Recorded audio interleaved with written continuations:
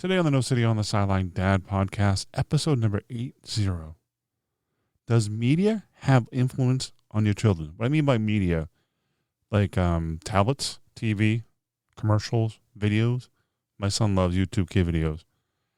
We also talk about having the conversation about media with your children with my guest, Dr. Adam Pletter from iParenting 101, next on the podcast. Let's do this.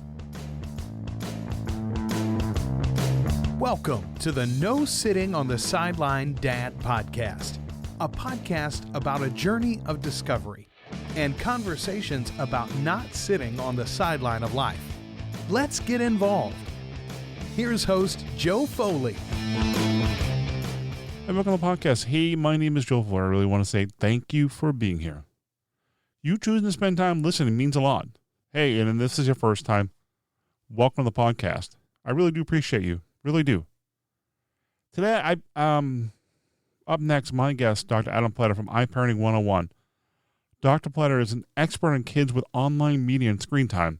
I had a conversation in a past episode, and I brought him back because I was actually watching it's kind of cool watching my son interact with media and watching the influence of media on him, and I found it very interesting. And this topic kind of hits home. Like I said, I watch my son watch TV, and all of a sudden he's, wants to do this or wants to buy that, or, all of a sudden he wants to play football or basketball, or it's just kind of cool to watch. The reason why I came up with this topic is somebody sent me a link to an article on babycenter.com, and it was about screen time with kids. And I'm like, this would be a great topic to talk about. So I invited back Dr. Pletter to have this conversation and to share some of his insights about media and have a great discussion. And this is a really good conversation. So let's jump right in. Welcome to the podcast, Dr. Pletter. Thanks so much for having me back. Oh, it's great. I mean, thank you for you coming back. I appreciate it. And the reason this topic I really want to bring you back is something came up when I looked on a website, and one of the articles from a website, and some of the stuff I see interesting happening with my son, the influence of the power of media and social media and digital world. And being a parent, because, cell phones and tablets and everything, and like, oh, wow. It's interesting to talk about. Well, I talk about it all day long in my office, and I travel around speaking about it to caring communities. So I agree fully. Very interesting to talk about. But what is one thing that kids, like when parents need to know about when kids are using tablets and watching the videos, and how are they influencing the kids?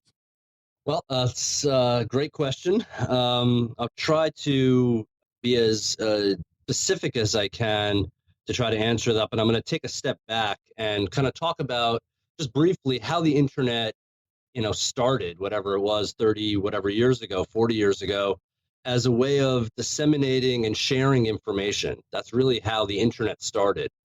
And I think about that sometimes when it comes to now we have a generation of kids who have grown up with this very internet, sharing not just military, because I think it started as a military service originally through the government.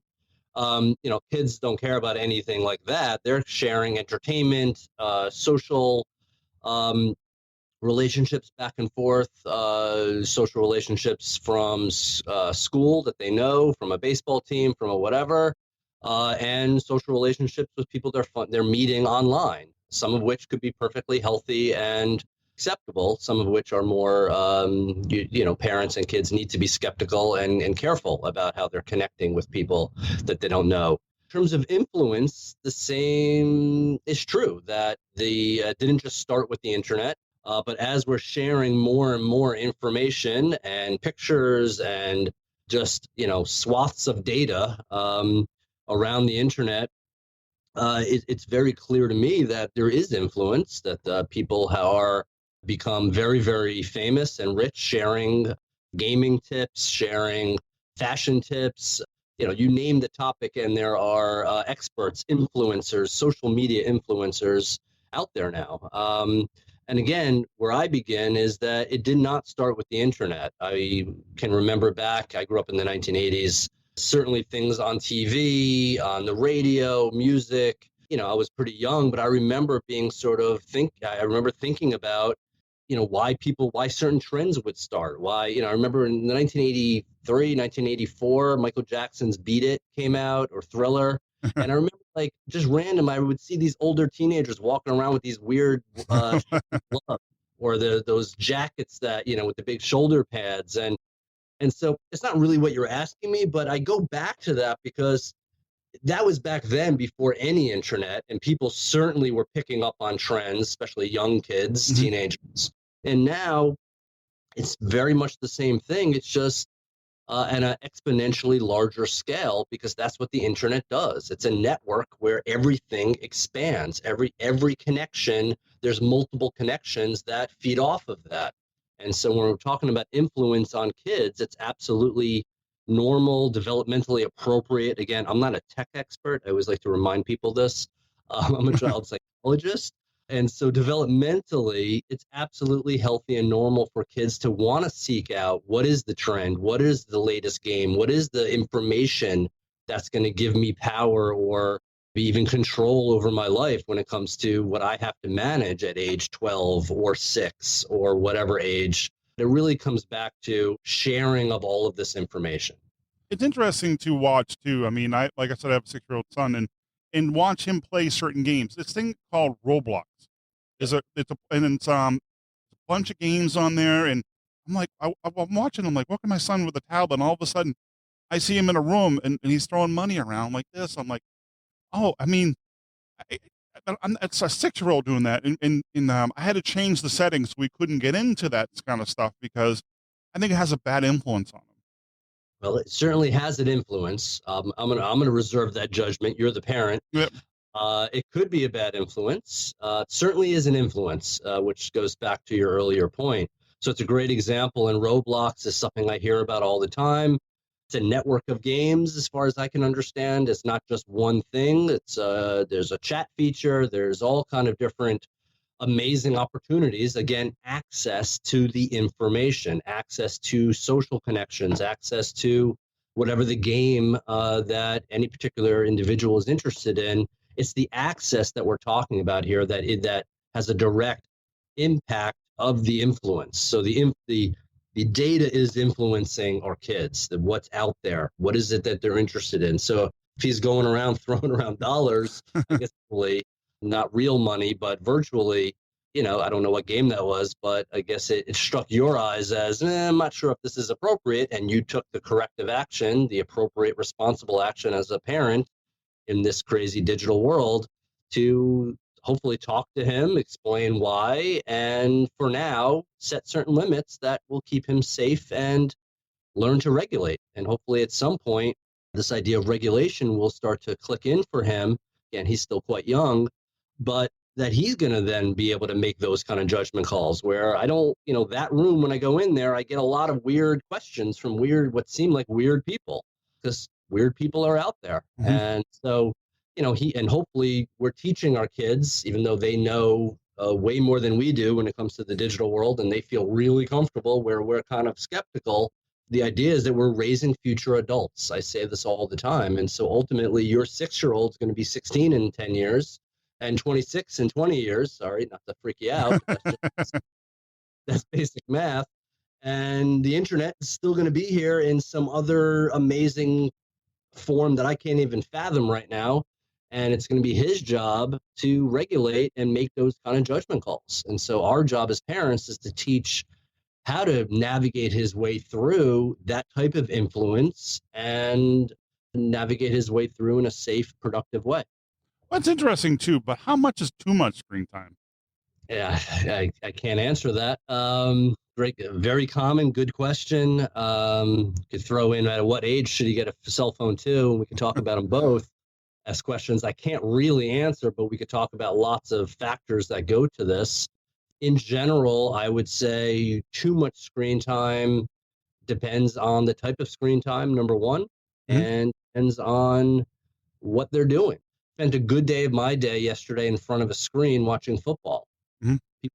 Is that screen time? Watching TV? I would say it is. Does it feel like screen time the same as if I'm holding my phone?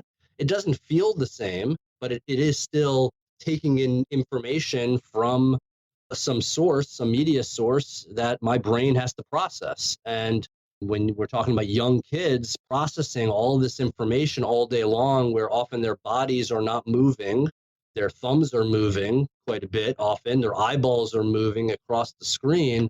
But, after, sometimes I think about this after, I'm sitting on my couch scrolling through, I'm working technically, but there'll be times, I said this last week in an interview, where there are times where I notice my hand has fallen asleep just by keeping my phone up.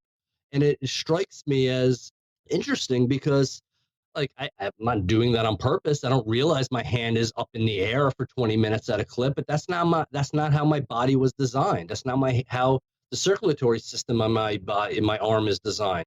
Maybe someday, in another whatever amount of years, the human will evolve in a way where our circulation will work better when we're holding screens above our heart. But right now, it causes my hand to fall asleep. So, to your question, how much is too much screen time? I would include all those factors, including lack of physical activity, and anything for more than a half an hour, depending on their age. Adding schoolwork where they're doing, they're on screens most of the day, at least around here. I'm outside of DC, and I have two kids. One's in high school, one's in middle school, and they're both on screens for the majority of their day, on and off screens, and then their homework is on screens. And so it really becomes like a diet of, when we talk about screen time, screen time is part of our lives now, and it's not going away. And it's amazing, to be clear. There's a lot of positives that come with the screen time. And I, often think about how, the fact that we could even have this connection that you and I have created over these years, and have this type of interview where you're in Massachusetts, I believe, I'm in Maryland, right? Yep. Like, technology is amazing, but there's a cost. And so I often talk about the trade-offs involved, compromises. You give things up to get things in return. Having the digital world certainly has a lot of positives, and there are negatives, and we just want to make sure that the positives outweigh the negatives when it comes to screen time, when it comes to giving our child a phone for the first time. We're opening up this new world and giving them access. Have you ever seen in your practice, have you seen any bad behaviors from kids for having too much screen time? Every day. Every day? It depends on when you say bad. Again, my practice over the last 10 years has become more specialized, where I work with lots of screen-related concerns. As my name has gotten out there as someone who does this type of work, where it comes to addiction, it comes to bad judgment calls, where kids are not, young kids, especially teenagers and young kids, are not designed to make lots of important judgments all day long. When it comes to safety, when it comes to these trade-offs. And so, I don't know if you're looking for an example, but yes, I see questionable and compromising behavior every day in my office, or at least talked about in my office, not necessarily happening in my office. There's one example I noticed too. Like I took my son to obviously screen time, virtual reality, arcade, to put that thing goggles on. Yep, and yep. I noticed, and this is I think this is from using the iPad too much, is he wants to change the game every 5 seconds. I want a new game. So it's like I take that from using the Apple iPad to going there. He wants to change quickly all the time. Yeah. Well, and again, without getting into too much of what's going on with your individual son. Yeah. It's a very common thing, what you're just describing, and speaks to, we had the MTV generation. I often, I'm speaking to digital immigrant parents, parents who did not grow up with the internet. So I often go back to the 80s. I grew up, and there was a concern back then about, MTV and the videos and attention spans going down, where, constantly shifting our attention, because that's what we do. We shift attention back and forth as humans. We are shifting our attention very quickly back then in the 80s, from this video to that video. And that you add in video games, which also really came to life in the 1980s, music, and it's a lot of stimulation coming at our kids, at us. And what happens is certain kids are more vulnerable to sort of getting habituated where the level of stimulation doesn't feel novel anymore. The dopamine in the brain goes down just slightly. There's a bit of a trough, and then you're looking for more. And that's part of where the addictive piece comes in, because it's very similar to gambling or to other addicting behaviors or substances, where there becomes a tolerance, where what was stimulating you last week or last year or last month doesn't quite hit you in the same way, doesn't quite get that high or that excitement that you were experiencing at one point. And so then you need to shift to something else or go to a higher dose or a more stimulating thing. And so that, people would call that tolerance. If you're thinking in terms of addiction, you need more of the substance or the behavior to get a similar feeling. That's tolerance. It goes up. You need more. Or withdrawal is the other piece of addiction, just to throw it in here, which could be seen as those tantrums, that if you don't give your son or daughter the new level of stimulation or the new game or the new whatever, then there's a level of upset because then they're going through withdrawal. So, yes, to your question, yes, I see that. It's hard at age 6 to help him understand this, but, kind of getting him ahead of that, thinking, helping him in a 6-year-old level predict, when that happens, and, almost laughing at it a little bit, where something that could be really exciting for a few minutes then sort of goes down. Can he recognize that at age 6? That might be tough, but as he gets older, he certainly will be able to recognize that and hopefully have some self-awareness that will help him learn to regulate it. I noticed all the videos, especially the YouTube kid videos and stuff like that, with and they always promoting. All of a sudden, they're promoting all these toys and the new kid needs this toy or that new adventure, and it's like, it's amazing. Next thing you go, the kid in the video has his own toothpaste, toothbrush, towel and stuff, and then my son's like, I want that. No, Yep. No, we got to set boundaries here. Right. And what's some tips on setting boundaries in the digital world? How parents navigate? Well, that's sort of the core of my little side hustle that I created years ago, iParent 101. You can check it out at iParent101.com. And so, what I'm trying to help parents do, especially parents who didn't grow up in this digital world, if you're north of 35 years old and you have either a young kid or an emerging teenager, which many of us do, it's not our world. We didn't grow up with this. So, helping navigate this is really what I'm attempting to do here. I say attempting because it's not a streamlined one answer thing. I start off very basically having these dialogues with our young kids, even with very young kids, having certain rules in place, maybe even written down. I don't remember how much of this we talked about the last time we spoke, so I don't want to repeat too much of it because people can go back and listen to that old interview. But starting off with even clip art, basic things of when the child can grab the iPad or the phone, where does it go at night, where is it, certain time limits. You could just have clip art of 2 or 3, maybe 5 at most, basic rules about the phone, about the tablet, not to have it too controlled, because then it becomes a power struggle. But as early as possible, here are the basic rules for this important part of our lives. It doesn't just take over. That there are boundaries, to use your word there, which boundaries lead to regulation. And so, in another 10 years, when your son has learned to get his driver's license, there will be lots of rules around that dictated by the state. You have to do this and this, and it's very clearly outlined in order to do this amazing thing called driving a car. And so that's regulated by the state. There aren't any real regulations yet when it comes to the internet use, especially with kids. More and more are coming as more and more kids are in danger. And, at least it's starting to come out where these large companies are being fined and they have to, follow the rules that are on the books. So, it's in process. But when it comes to parents, I start off with contracting. Any other parenting decision, clear rules helps. This way they know what to expect, and then you could offer more access as they're following the basic rules over time. The child gets older, he can handle more, and then you're offering more within limits. It might not be exactly what he wants, because there's no way to keep up with that. And the internet is designed that way, very brilliantly designed to keep us coming back and wanting to seek out more and more information.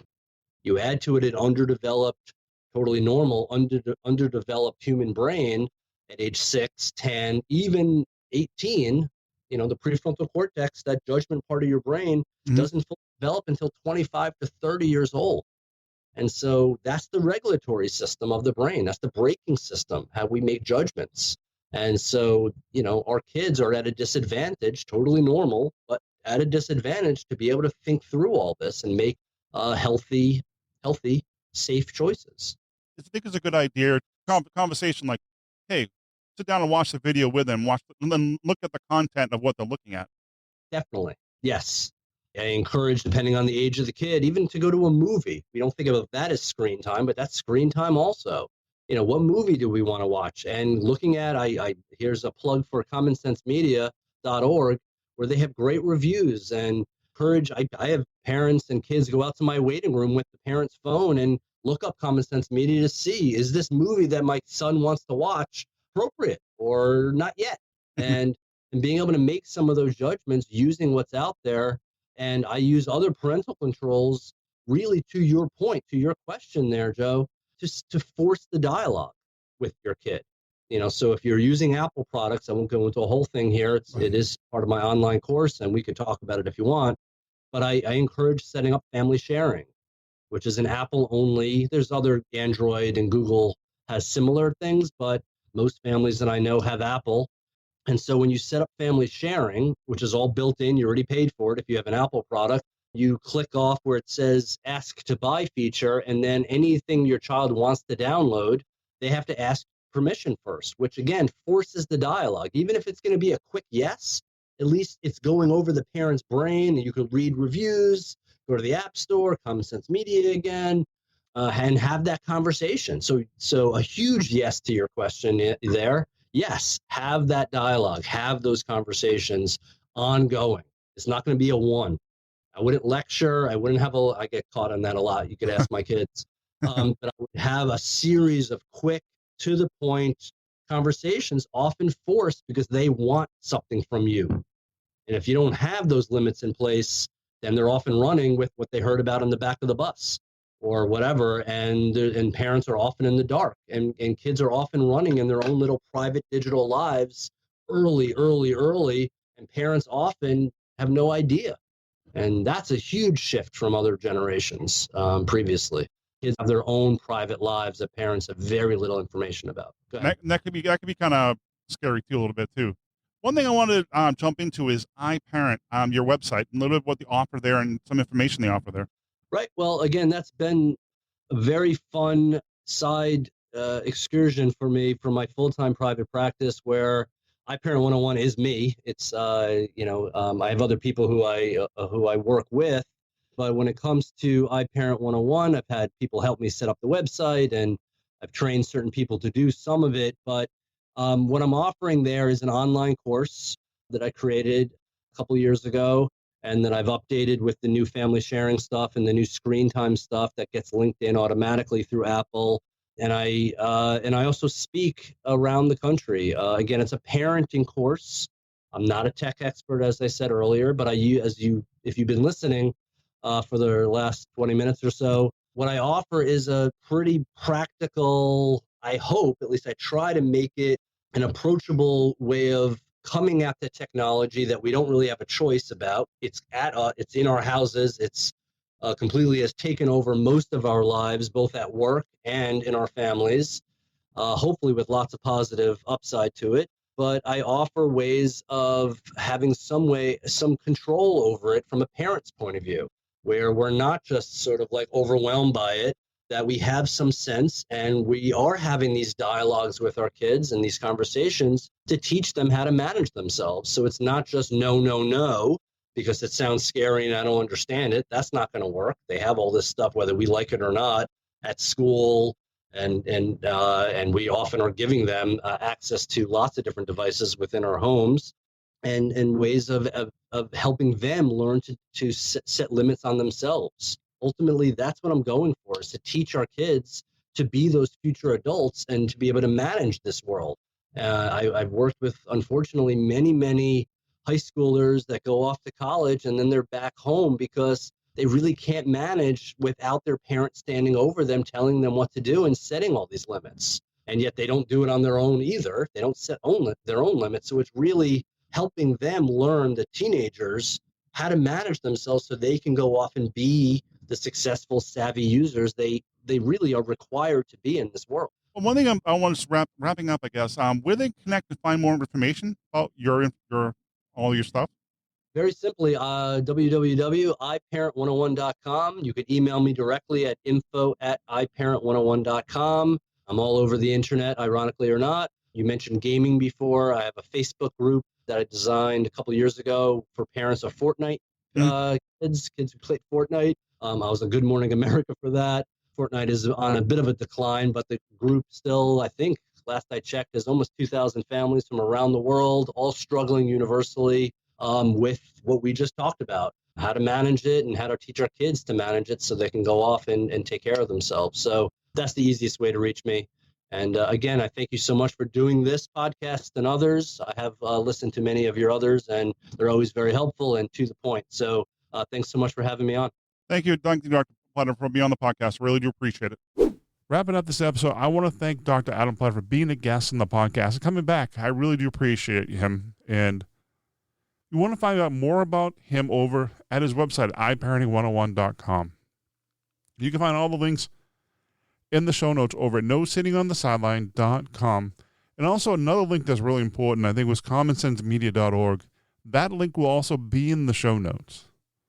If you have any comments or want to continue the conversation, you can find more about this podcast over at the Facebook group. That'll be in the links for the Facebook group for the nosittingonthesideline.com.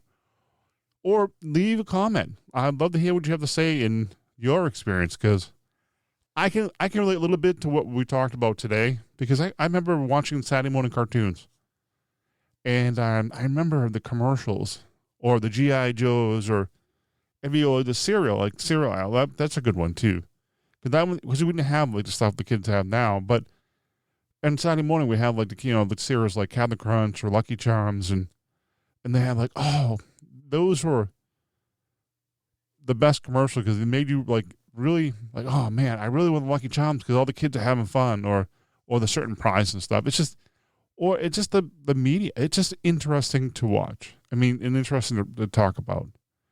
You can find more about this episode at nosittingonthesideline.com/80. And I'm heading out the door. I really want to say thank you for listening. Until next time, take care. Give your kids a hug. Give your kids a hug and tell them how much you love them. Really. It's a blessing. Take care. God bless. See ya. Thank you for listening to the podcast. Please subscribe to the newsletter to receive updates of the show and helpful and useful tips. This has been a production of Foley 42 Media.